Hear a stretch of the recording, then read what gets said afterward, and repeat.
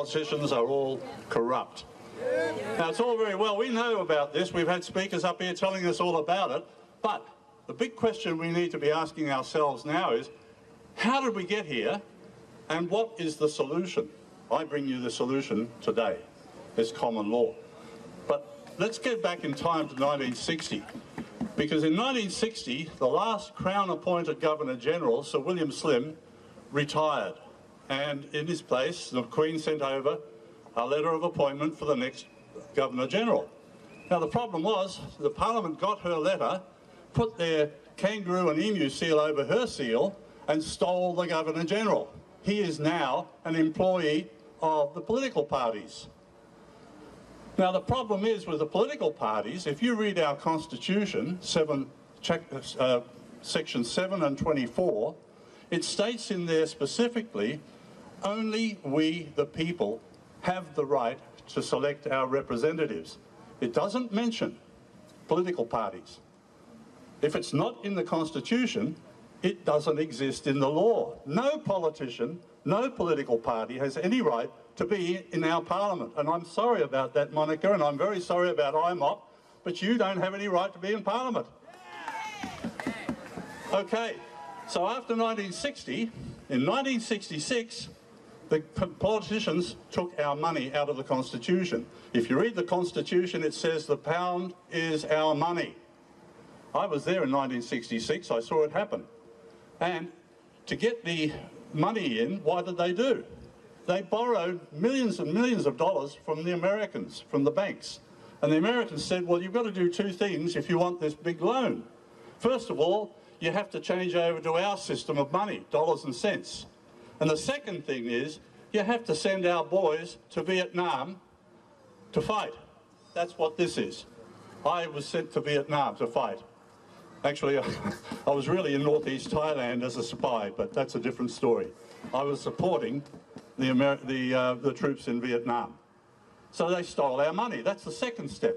There's 4 steps they took. The third step, in 1973, Whitlam took control of the government before vote counting was finished, and he formed a duumvirate government. That is, a government of 2 people, him and Lance Barnard. And they took control of all the ministries, and they started changing everything. They took the Queen out of our Constitution by amending the Royal Style and Titles Act. The Queen is no longer there, and instead they created a Queen on paper called the Queen of Australia. We've all heard about her, right? Have we ever seen her? Well, I think I know a few queens in Australia, but not her. Anyway, so they created this Queen of Australia, and they registered 2 copies of our Constitution in the United States. That is what their Constitution is. But when they did it, they took the preamble out. Now, the preamble starts out, whereas the people. 3 very important words, because it establishes we, the people, as the supreme authority over the Parliament. So by taking the preamble out, what they did was they established the supremacy of the Parliament over the people. That's why we have a problem. The next step they took was Bob Hawke. They brought in the Australia Act, which is what all your local governments and everything talk about. Oh, you know, we're authorised by the state government and the Australia Act. No, you're not. It was never signed into law by the Queen. She came over here and she said, I will put my stamp on the front page, but I am not going to sign this until you have a referendum. Hawke never did. So, 4 simple steps, they have destroyed our country. What do? The solution is very simple. It's been there all the time. Our Constitution is our common law.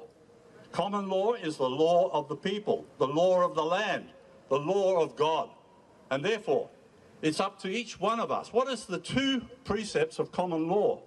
1, do no harm to others. 2, take responsibility for your own actions. Now, we often hear people say, oh, why doesn't the government do something? Well, they have. They've fucked our country. Hang on, I'm getting a stop here, but I've got a couple of things to say, okay? So, how do we stop them? Well, you see that tent over there? We're signing people up right now to form assemblies. Now, what is an assembly? An assembly is a group of people who come together for a specific purpose.